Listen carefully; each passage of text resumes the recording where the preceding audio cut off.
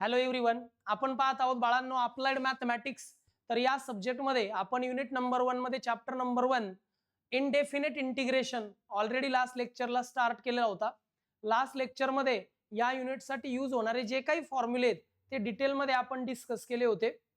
आता आपण बाळांनो या लेक्चरला स्टार्ट करणार आहोत टाइप नंबर 1 चे प्रॉब्लेम. या युनिटचे टाइप नंबर 1 चे problems on sum and difference. आता म्हणजे काय बाळांनो, तर जेव्हा कधी इंटिग्रेशनच्या न्यूमरिकल्स मध्ये ऍडिशन किंवा सबट्रॅक्शनचं साइन येतं, म्हणजे बेरीज किंवा वजाबाकी येते फंक्शन मध्ये, तेव्हा त्या फंक्शनचं इंटिग्रेशन कसं फाइंड आउट केलं जातं ते आपण या आजच्या लेक्चर मध्ये या टाइप मध्ये पाहणार आहोत. तेव्हा बाळांनो हेडिंग द्या टाइप नंबर 1 चे problems on sum and difference. ह्या टाइपचे जर प्रॉब्लेम तुम्हाला ओळखायचे असतील तर तुम्हाला फंक्शन मध्ये ऍडिशन किंवा सबट्रॅक्शनचं सिम्बॉल हवंय. जर दोन फंक्शन मध्ये बेरीज किंवा वजाबाकी म्हणजेच ऍडिशन किंवा सबट्रॅक्शन असेल तर ते ह्या टाइपचे प्रॉब्लेम असणार आहेत. ठीक आहे. ज्या पद्धतीने ऍडिशन आणि सबट्रॅक्शनला डेरिव्हेटिव्ह सेपरेट होतो त्याच पद्धतीने ऍडिशन आणि सबट्रॅक्शनला इंटिग्रेशन सुद्धा सेपरेट होतो. फक्त त्यासाठी त्या फंक्शनचं जे काही इंटिग्रेशनचा फॉर्म्युला आहे तो आपल्याला माहित असायला हवा. ठीक आहे. चला तर मग पाहूया टाइप नंबर 1 चे problems on sum and difference. घ्या क्वेश्चन नंबर 1 आहे, प्रॉब्लेम नंबर 1 आहे या युनिटचा. प्रॉब्लेम नंबर 1 काय बरं प्रॉब्लेम, चला बरं घ्या. असं येतं इंटिग्रेट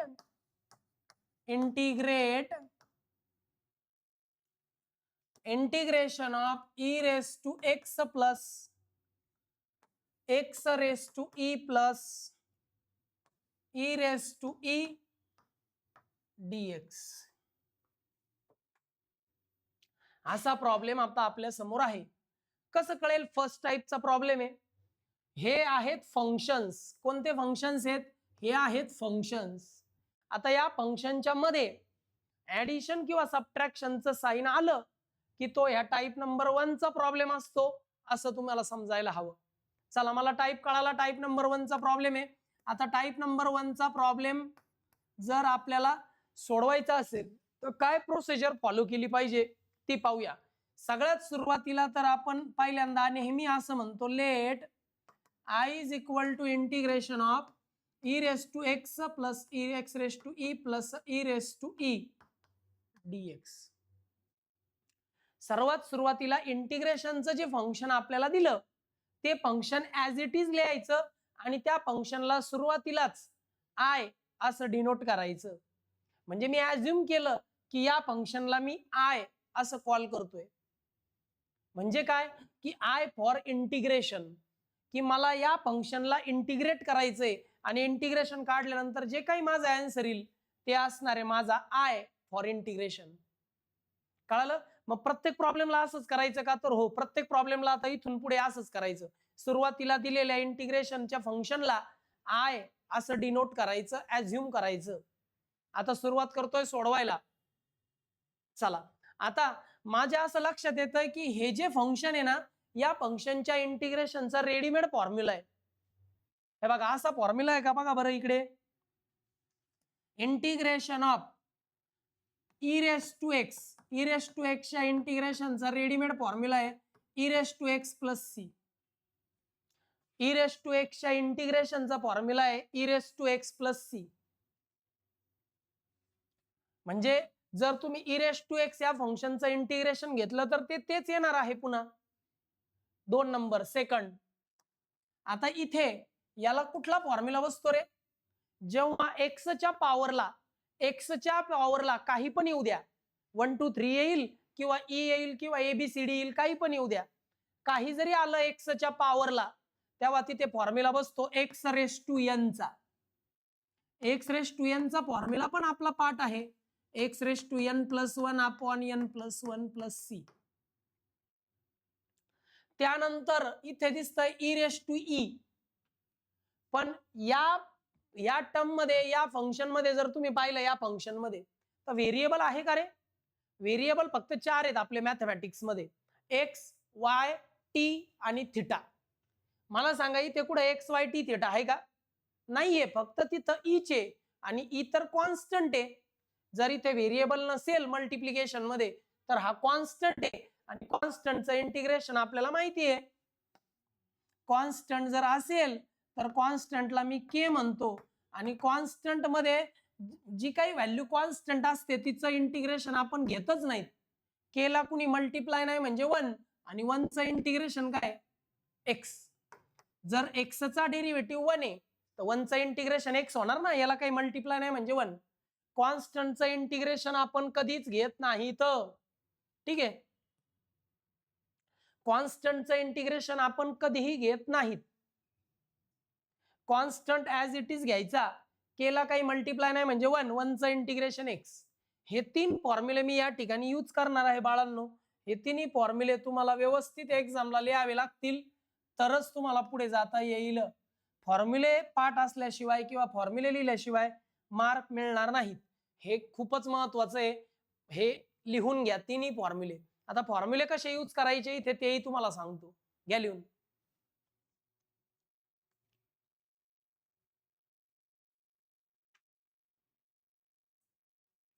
चला फॉर्म्युले देखील लिहिले असतील. आता पुढे जाऊयात.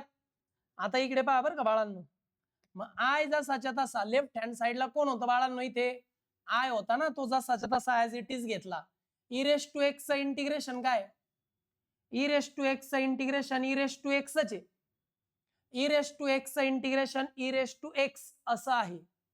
बर, इथे एक्सच्या पॉवरला ई आहे, मग जे एक्सच्या पॉवरला असतं त्यात फक्त +1 करायचा असतो अकॉर्डिंग टू धिस फॉर्म्युला. मग एक्स जसाच्या तसा पॉवरला जो ई आहे त्यात +1, ठीक आहे.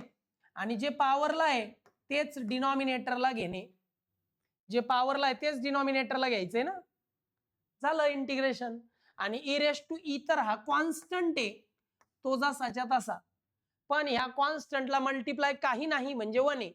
आणि 1 चं इंटिग्रेशन काय येतं? एक्स. आणि पुढे फायनली +c. आता या टर्मच्या पुढे तुम्ही काही करू शकत नाही, म्हणजे हेच तुमचं फायनल आन्सर आहे. आलं लक्षात? बघा, ई रेस टू एक्स चं integration according to formula e raise to x आहे. जेव्हा एक्सच्या पॉवरला काही पण येतं म्हणजे काही व्हॅल्यू येते तेव्हा आपण काय करतो? +1 करतो. इथं ई होता ना एक्सच्या पॉवरला, ई +1. जे वरती तेच खाली घेतला अकॉर्डिंग टू धिस फॉर्म्युला. इथं कसं n+1 आहे पॉवरला, तेच आलं डिनॉमिनेटरला.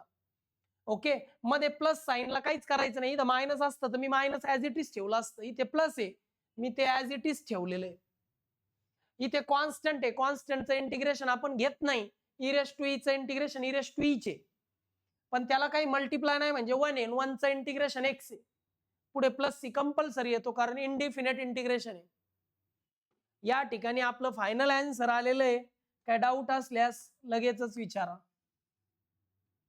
बोला, काय डाऊट आहे का? असं करावं लागतं तुम्हाला 2 मार्कांसाठी. प्लीज एवढं व्यवस्थित लिहून घ्या बरं. चला, सगळं काही तुमच्या समोर आहे, व्यवस्थित लिहा. 2 मार्कचा प्रॉब्लेम.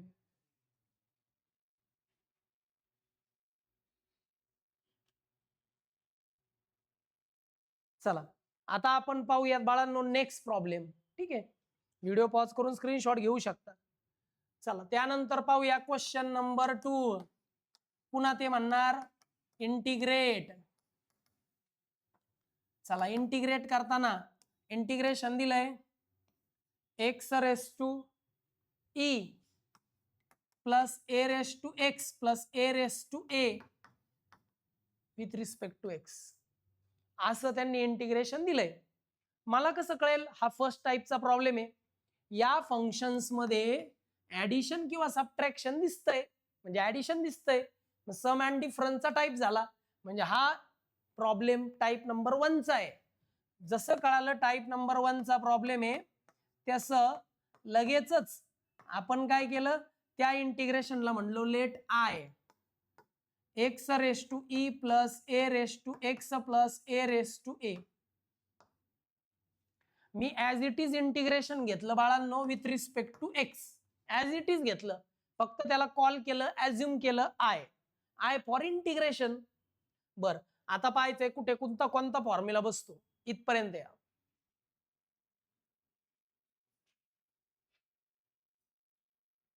चला झाला असेल. आता पुढे जाऊया बाळांनो. आता पुढे गेल्यानंतर मला हे पाहायचंय की याला कोणत्या टर्मला कुठला फॉर्म्युला बसतो. ह्या टर्मला कोणता फॉर्म्युला बसेल रे? हे बघा, हा फॉर्म्युला बसेल का रे त्या टर्मला? इकडे पहा बरं का. हे बघा, हा फॉर्म्युला बसेल पहा पहिल्या टर्मला. कसं कळलं मला हा फॉर्म्युला बसतो?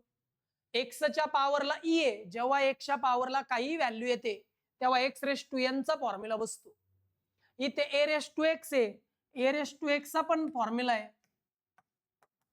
ए रेस टू एक्स चा फॉर्म्युला आहे A raise to X upon log of A plus C. हा झाला ए रेस टू एक्स चा इंटिग्रेशनचा फॉर्म्युला, जे की मी ऑलरेडी लास्ट लेक्चरला लिहून दिलाय. इथे मला सांगा बरं, ह्या टर्मचं झालं, या टर्मचं काय होईल?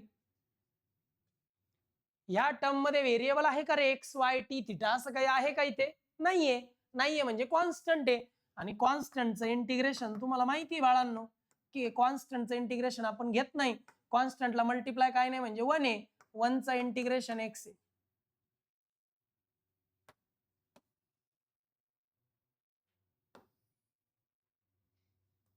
ओके, अशा पद्धतीने हे 3 फॉर्म्युले इथे बसणार आहेत.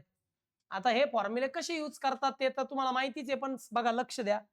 बारीक लक्ष दिलं की सगळं व्यवस्थित समजतं. मग I is equal to integration घ्यायचंय आता. I is equal to x raise to e ला ते म्हणतात जे पॉवरला आहे ना त्यात फक्त +1 करा. पॉवरला ई आहे, ई +1. जे न्यूमरेटर पॉवरला लिहिलं ना तेच डिनॉमिनेटरला लिहायचं. A raise to X, A raise to X तर रेडीमेड इंटिग्रेशन आहे. A raise to X upon log of ए.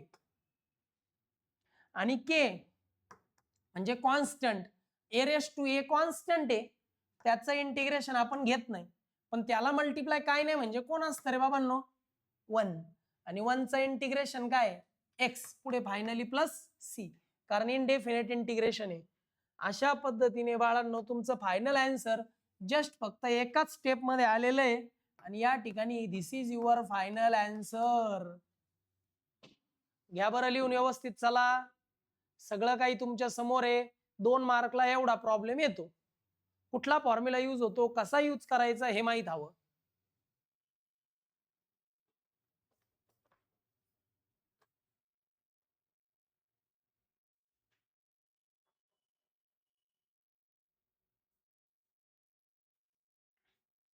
चला झालं.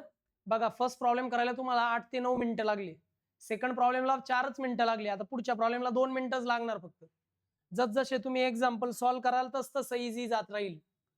क्वेश्चन नंबर 3 पुन्हा एकदा इंटिग्रेट. चला परत एकदा इंटिग्रेट करूयात. इंटिग्रेशन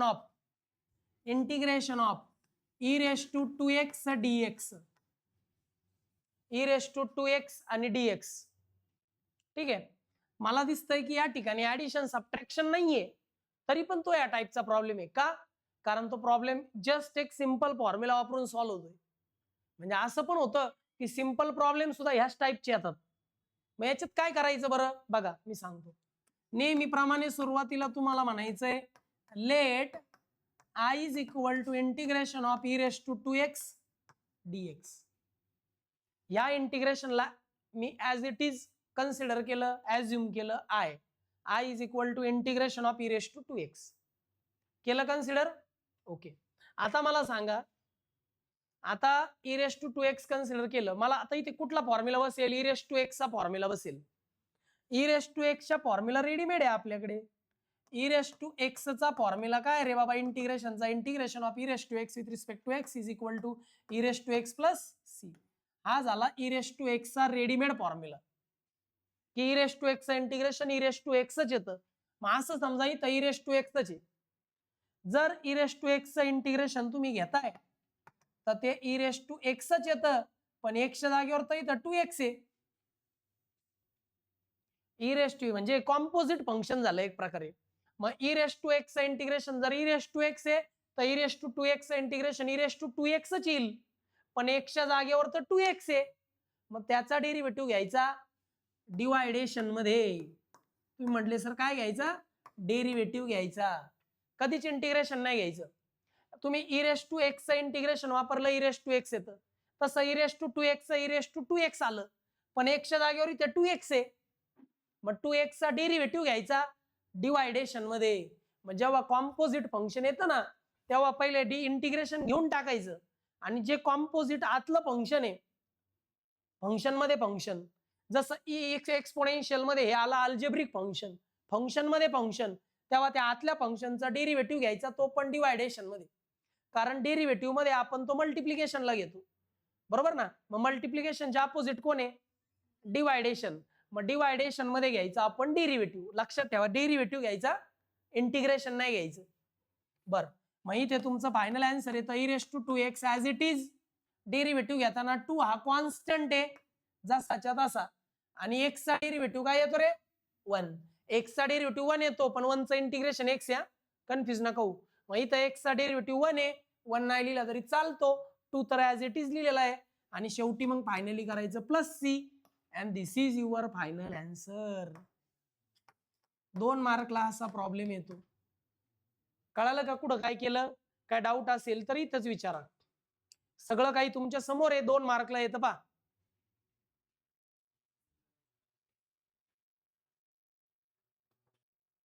चला बाळांनो, हे समजलं असेल. आता नेक्स्ट प्रॉब्लेम पाहूया. 3 क्वेश्चन झालेत आपले.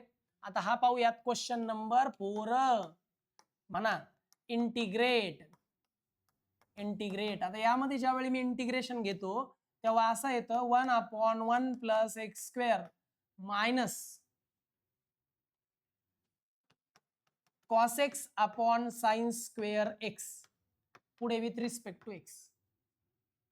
फंक्शन दिलंय, मला कळतंय की या 2 फंक्शन मध्ये तर सबट्रॅक्शन आहे. सबट्रॅक्शन म्हणजे डिफरन्स. मग सम आणि डिफरन्सचे जर प्रॉब्लेम आहे तर ते टाइप नंबर 1 चे प्रॉब्लेम आहे, म्हणजे हा प्रॉब्लेम टाइप नंबर 1 चा आहे. मग लगेचच मला कळालं, टाइप कळाल्यानंतर लगेच म्हणू शकतो आपण let I is equal to integration of 1/1 + x² minus cos x upon sin² x with respect to x. काहीच नाही, दिलेल्या फंक्शनला मी फक्त ॲज इट इज I असं डिनोट केलं, I असं ॲज्युम केलं. क्वेश्चन लिहून घ्या, सोल्युशन पासून पुढे आन्सर शीट वर लिहायचंय, आणि हा क्वेश्चन असा राहील तुमचा क्वेश्चन पेपरवर. चला लिहिलं, आता पुढे जाऊयात. आता मला असं पाहायचंय की इथे तर फॉर्म्युला बसतो, मग कोणता फॉर्म्युला बसतोय कसं ओळखायचं, विचार करायचा. आपले डेरिव्हेटिव्हचे फॉर्म्युले पाठ आहेत, पाठच पाहिजे, त्याशिवाय तुम्ही इंटिग्रेशन मध्ये येऊ शकत नाही. मग मला सांगा हा कशाचा डेरिव्हेटिव्ह आहे? हा कशाचा डेरिव्हेटिव्ह आहे? टॅन इनव्हर्स x चा. मग हा जर टॅन इनव्हर्स x चा डेरिव्हेटिव्ह आहे, याचा अर्थ याचं इंटिग्रेशन येणार टॅन इनव्हर्स x. डेरिव्हेटिव्हच्या उलट असतं इंटिग्रेशन. पण हा तर कशाचा डेरिव्हेटिव्ह नाहीये, मग मला चेक करावं लागेल की इथे कुठला डेरिव्हेटिव्ह बसतोय का. बघा मी कसं करतो, मग तोपर्यंत ह्या फंक्शनला काही करायचं नाही. नाही तर म्हणा सर याचा आन्सर माहिती, लगे आन्सर काढू, तसं नसतं. सगळ्या टर्मचं इंटिग्रेशन एकदाच काढायचं एकाच स्टेपला. मग या ठिकाणी मी काय करतो, या पद्धतीने लिहिता येईल का रे मला? इकडे पहा, फर्स्ट टर्म मी ॲज इट इज लिहिली, minus sign as it is लिहिलं. मी काय करतो, हे sin² x आहे त्याला असं लिहिता येईल का रे? sin x × sin x. जसं x² ला लिहितो आपण x × x, 2 च्या स्क्वेअर ला लिहितो आपण 2 × 2, तसं एक sin² x ला असं लिहिता येईल का? sin x × sin x. काही नाही केलं, फक्त एकच गोष्ट केली की या ठिकाणी sin² x होतं ना, त्याला असं लिहिलं sin x × sin x. कुठल्याही फंक्शनचा स्क्वेअर म्हणजे त्याच फंक्शनने त्याच फंक्शनला मल्टिप्लाय करणं 2दा.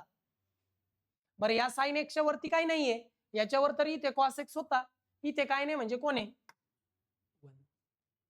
आता मला सांगू शकता cos x upon sin x म्हणजे काय असतं रे? cos अपॉन sin काय असतं? व्हेरी गुड, cot x असतं. cos x upon sin x ला मी लिहू शकतो cot x. आणि सांगू शकता 1 अपॉन sin x काय असतं? काय असतं? cosec x. Very good, cosec x. अशा पद्धतीने बाळांनो या ठिकाणी तुमच्या समोर हा एक फॉर्म्युला आलाय आणि हा एक फॉर्म्युला आला. दोन्ही फॉर्म्युले जस्ट सिंपल ट्रिग्नोमेट्रीचे आहेत की जी या स्टेजला तुम्हाला येते असं मी समजतो. मग या ठिकाणी मी आता तयार आहे.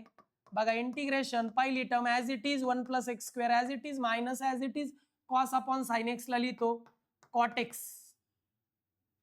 आणि याला लिहिलं बरं का कॉट एक्स, आणि याला लिहितो बाळांनो कोसेग एक्स, आणि पुढे विथ रिस्पेक्ट टू एक्स. आता हा कशाचा तरी डेरिव्हेटिव्ह असणार आहे. कशाचा डेरिव्हेटिव्ह बरं? हा डेरिव्हेटिव्ह आहे कोसेग एक्स चा डेरिव्हेटिव्ह. कोसेग एक्स चा डेरिव्हेटिव्ह आहे minus cosec x cot x, म्हणजे याचा इंटिग्रेशन येणार कोसेग एक्स. मग याचा आणि याचा रेडीमेड फॉर्म्युला भेटलेला आहे. आता खाली फॉर्म्युला लिहायचे आणि फायनल आन्सर लिहायचं. अगोदर ह्या ज्या स्टेप्स आहेत ह्या व्यवस्थित लिहून घ्या बरं. चला, काही नाही केलं बाळांनो, cos upon sine square x होतं, साइन एक्स सेपरेट केले, कॉस अपॉन साइनला कॉट एक्स लिहिलं, 1 अपॉन साइन एक्स ला कोसेग एक्स लिहिलं. काय डाऊट असेल तर विचारा आणि इथपर्यंत या.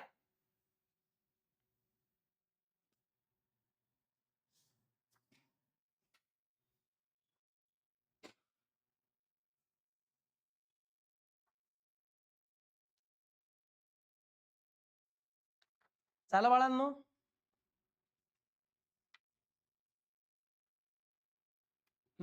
आता पुढे पाहूया ना कोणता फॉर्म्युला बसतो तो मी इथे लिहिणार आहे. फॉर्म्युले एक्झामला लिहायचेच आहेत. 1/1 plus x square with respect to x, याचा इंटिग्रेशनचा फॉर्म्युला आहे tan inverse x plus c. याचा इंटिग्रेशन येतं tan inverse x plus c, आणि पुढे minus cosec x into cot x dx, minus cosec x cot x असं म्हणा, किंवा फक्त कोसेग एक्स जरी म्हणलं मायनस साइन नाही घेतलं ना तरी आन्सर येऊन जातं, त्याचं काय प्रॉब्लेम नाही. आपण याचा फॉर्म्युला लिहिलेला आहे ऑलरेडी लास्ट लेक्चरला. Cosec x cot x integration काय येतं? Minus cosec x plus c येतं. माहित नसेल तर तुम्ही फॉर्म्युले चेक करू शकता, त्यासाठी मी फॉर्म्युले लर्न करायला वेळ दिला होता तुम्हाला, केला असतील तर बेटर आहे. चला आता फॉर्म्युले लिहिलेत, मग यूज करा आता इंटिग्रेशन. 1/1 प्लस एक्स स्क्वेअरचा इंटिग्रेशन रेडीमेड या ठिकाणी आहे tan inverse of x minus sine हे जसंच्या तसं कोसेग एक्स आणि कॉट एक्स यांचं इंटिग्रेशन आहे मायनस कोसेग एक्स, हे मायनस साइन इथालचं आहे, आणि या दोघांना मी इंटिग्रेशनचा फॉर्म्युला वापरला, तो आला मायनस कोसेग एक्स, दोन मायनस जवळ आले म्हणून bracket plus c. Minus minus काय होईल रे बाळांनो? प्लस होईल का? मग फायनल आन्सर येतं tan inverse x minus minus become plus cosec x plus c. Okay, इथपर्यंत आपण आलेलो आहे, आणि याच्या पुढे आता काही होऊ शकत नाही. Then this is your final answer. Final answer तुमच्या समोर आहे, एवढं व्यवस्थित लिहून घ्या. कुठे काही फॉर्म्युला वापरला नाही समजलं तर विचार. हा प्रॉब्लेम 4 मार्कला येतो, लिहून घ्या.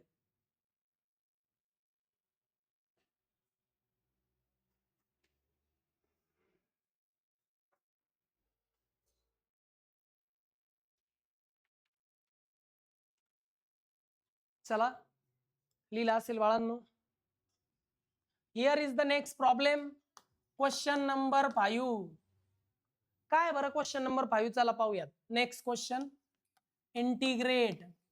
लक्षात ठेवा, सिंपल, जस्ट फक्त सिंपल फॉर्म्युले वापरून जर प्रॉब्लेम सॉल्व्ह होत असेल, इंटिग्रेशन येत असेल, तर तो पण टाइप नंबर 1 चा प्रॉब्लेम आहे. आणि दोन फंक्शन मध्ये ऍडिशन किंवा सबट्रॅक्शनचं सिम्बॉल येतंय, साइन येतंय, तर तो पण फर्स्ट टाइपचा प्रॉब्लेम आहे. मग या ठिकाणी प्रॉब्लेम आहे sine x into sec square x dx. तुम्ही म्हणाल सर इथे तर काही नाही ऍडिशन सबट्रॅक्शन, तरी पण हा या टाइपचाच प्रॉब्लेम आहे का? कारण प्रॉब्लेम एकदम इझी सिंपल फॉर्म्युला वापरून सॉल्व्ह होणार आहे. सोल्युशन, मग मी याला म्हणतो let I is equal to integration of sine x आणि सेग स्क्वेअर एक्स डीएक्स. मी ऍज इट इज घेतले बरं, त्याला आय म्हटलो मी नेहमीप्रमाणे. बघा काही डाऊट असेल तर विचारा.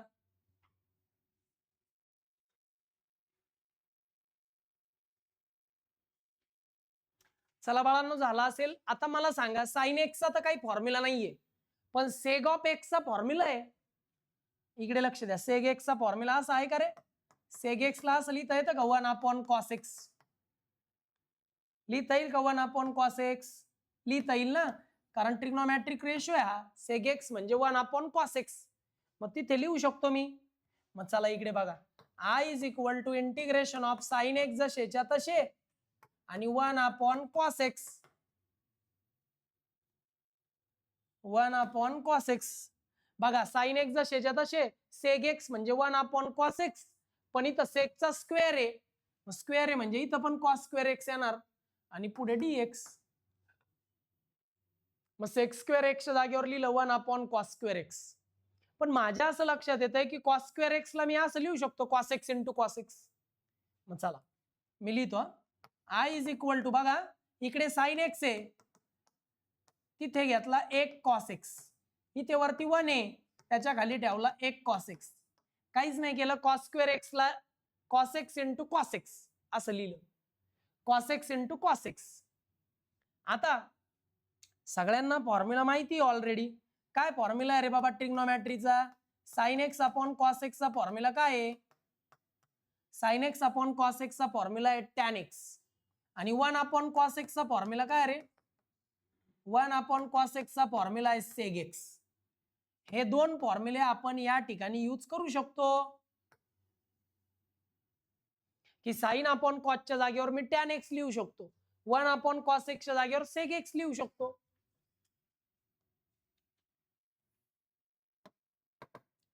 हे साइन अपॉन कॉस एक्स होतं टॅन एक्स आणि 1 कॉस एक्स होतं सेग एक्स.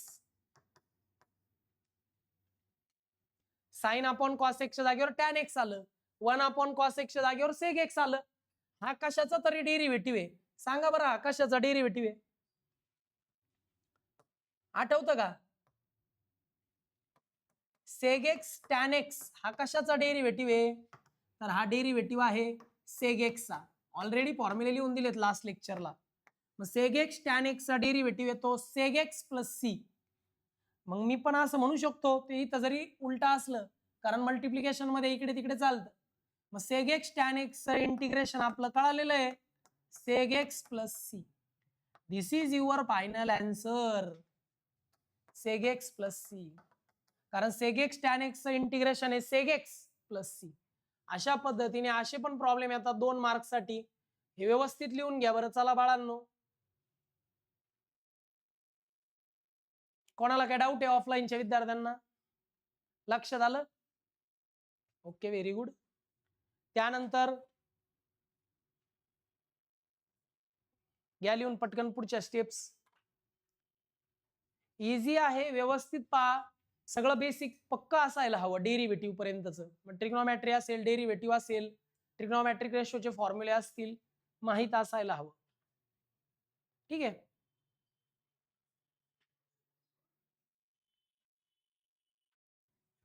चला झालं बाळांनो?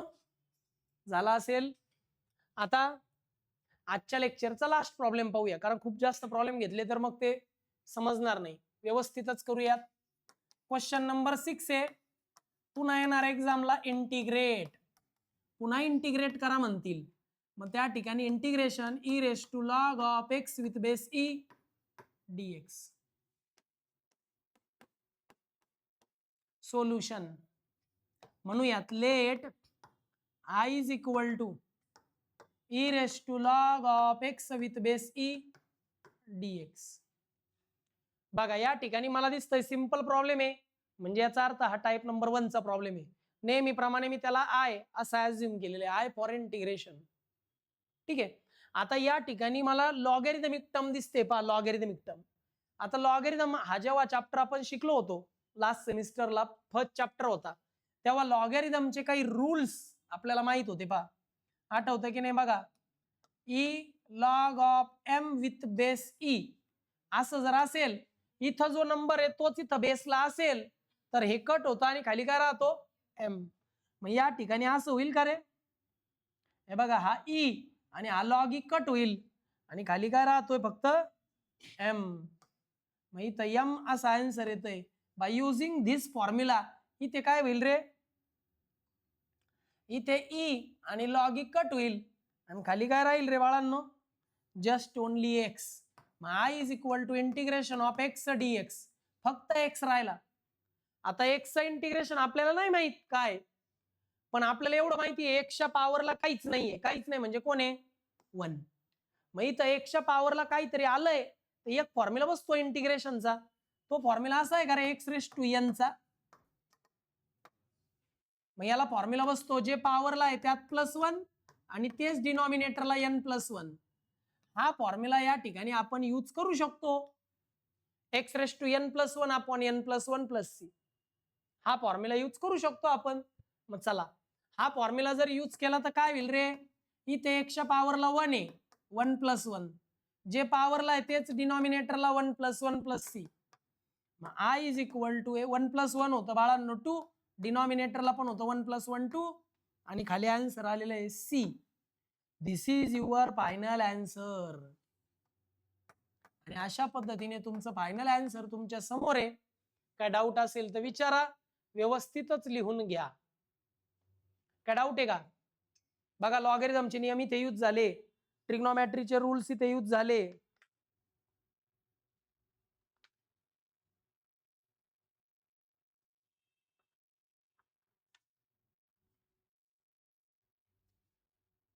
चला, लेक्चर फार लेंदी व्हायला नकोय, त्यासाठी तुम्हाला एकच होमवर्कला देतो. उद्या परत आपण हाच टाईप पुढे कंटिन्यू करूया. ठीक आहे? काय डाऊट आहे? चला घ्या होमवर्कला प्रॉब्लेम घ्या. क्वेश्चन नंबर 7 आहे, फक्त एकच होमवर्क देतोय, व्यवस्थित सोडवा. नाही जमला तर मी सोडवणारच आहे. Integration of 1/1 + sin x dx. ह्या ट्रिग्नोमॅट्रिक फंक्शनचं तुम्हाला करायचंय इंटिग्रेशन सॉल्व. हे इंटिग्रेशन करा. याची जर तुम्हाला हिंट द्यायची झाली तर याचं करायचंय तुम्हाला रॅशनलायझेशन. रॅशनलायझेशन कसं करतो माहितीये? हिंट देतोय बरं का बाळांनो याची, म्हणजे तुम्हाला सोडवण्याकरता एक आयडिया येईल. 1/1 + sin x आहे ना, मग प्लस आहे ना, फक्त इथं करायचं मायनस. जर तुम्ही या पद्धतीने केलं तर डिनॉमिनेटरला फॉर्म्युला बसेल a + b a - b. Hint मी तुम्हाला दिलेली आहे, सोडवून आणा. होमवर्कचा प्रॉब्लेम आहे, तसाही मी उद्या सॉल्व्ह करणारच आहे. ओके, तर आज आपण इथे थांबतोय. नेक्स्ट लेक्चरला आपण नेक्स्ट प्रॉब्लेम पाहूयात. Okay, bye students.